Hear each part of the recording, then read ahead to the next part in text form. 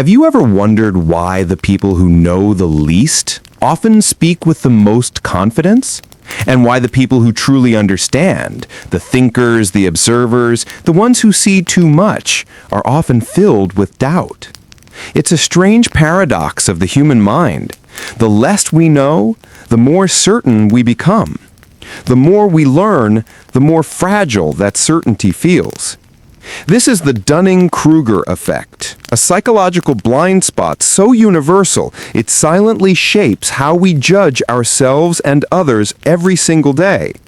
But this isn't just about ignorance or arrogance. It's about identity, ego, and the quiet war between illusion and awareness that defines what it means to be human. Let's start with something uncomfortable. You think you know yourself, your strengths, your intelligence, your place in the world. But what if your confidence isn't built on truth? What if it's built on ignorance you can't see? In 1995, a man named MacArthur Wheeler robbed 2 banks in Pittsburgh. He didn't wear a mask. He looked straight at the security cameras. When he was caught hours later, he was genuinely shocked. He said, "I wore the juice." He had smeared lemon juice on his face, believing it would make him invisible, because lemon juice can be used as invisible ink. He wasn't joking. He was convinced. That story became the seed of the Dunning-Kruger Effect. 2 psychologists, David Dunning and Justin Kruger, studied why people so often fail to recognize their own incompetence. They found that the less skilled or knowledgeable someone is, the less capable they are of realizing it. Ignorance isn't just the lack of knowledge, it's the inability to recognize that lack. But let's not laugh too quickly at MacArthur Wheeler, because, in a way, we're all wearing lemon juice. Think about it. When was the last time you were absolutely sure of something, only to later discover you were wrong? That relationship you thought would last forever? That belief you once defended with fire? That opinion you posted online and then quietly deleted a year later? Each of us lives inside a small circle of understanding, a personal bubble of knowledge that feels complete until it bursts. The more you expand that circle, the more you realize how much lies outside it. As Socrates once said, the only true wisdom is in knowing you know nothing. It wasn't humility, it was liberation. Because once you see your own ignorance clearly, you become open to truth. But our world doesn't reward that kind of humility. We live in a time when confidence often matters more than competence, when speaking loudly is mistaken for being right, when certainty, no matter how misguided, is treated as strength. Social media amplifies this illusion. Algorithms reward outrage, not accuracy. People who shout the loudest, who sound the most sure, get the most attention, and we confuse visibility with validity. Nietzsche once wrote, "Convictions are more dangerous enemies of truth than lies." Because when we cling to conviction, we stop questioning, we stop growing, we stop listening. But here's the twist. If the Dunning-Kruger effect blinds the ignorant with confidence, there's an opposite curse for the aware. The more intelligent, reflective, and self-aware you become, the more you see your own flaws. You start to question every decision, every assumption, every word that leaves your mouth. You feel imposter syndrome. You feel small, and you start to wonder, am I actually smart or just painfully aware of how little I know? Psychologists call this the imposter phenomenon. It's common among high achievers and thinkers, people who, despite their competence, believe they're frauds. The irony is, the very ability to doubt yourself is a sign of deeper understanding. Ignorance breeds confidence. Wisdom breeds doubt. So when you feel lost or uncertain, maybe that's not weakness. Maybe it's evidence that you're waking up. Philosophers have wrestled with this paradox for centuries. Plato told the story of the cave, Prisoners chained in the dark, mistaking shadows for reality.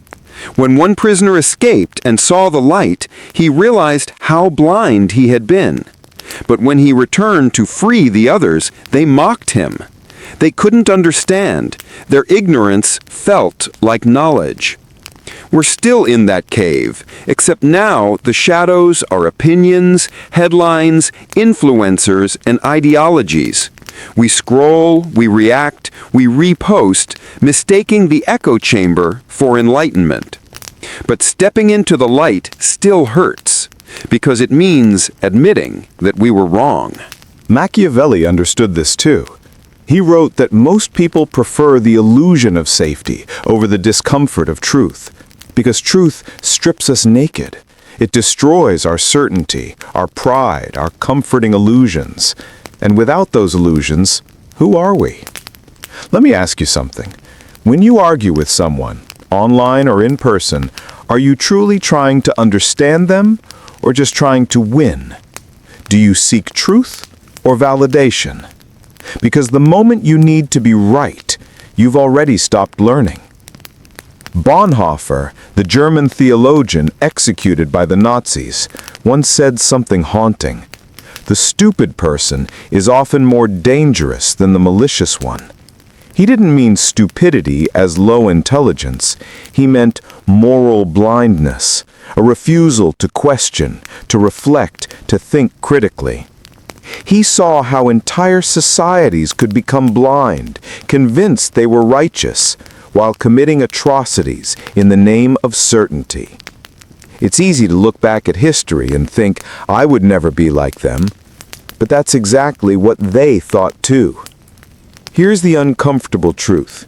We are all capable of being both the fool and the philosopher. The confident idiot and the anxious thinker coexist inside us. The more you learn, the more you realize your own contradictions. One day you're sure you figured out how life works. The next, everything you believed feels uncertain again. That's not regression, it's evolution. Wisdom isn't about having the right answers. It's about asking better questions. And that's what makes this effect so tragic and so beautiful. Because every time you realize you are wrong, you grow. Every time you doubt yourself, you dig deeper. Every time your certainty shatters, your vision clears just a little more. Imagine two travelers standing at the foot of a mountain. The first looks up, sees the path, and says, I know the way. The second looks up, sees how vast and complex it is, and whispers, I have so much to learn. Who's truly wiser? The first may climb faster, but he'll get lost. The second may move slower, but he'll see the mountain for what it really is. The journey toward truth isn't about confidence. It's about courage. The courage to look foolish, to admit ignorance, to never stop learning. So the next time you feel uncertain, when you start to question yourself, your worth, your knowledge, pause. That feeling might not be a sign of weakness. It might be the first glimpse of real understanding. Because the wisest people don't think they're smart. They think they're learning.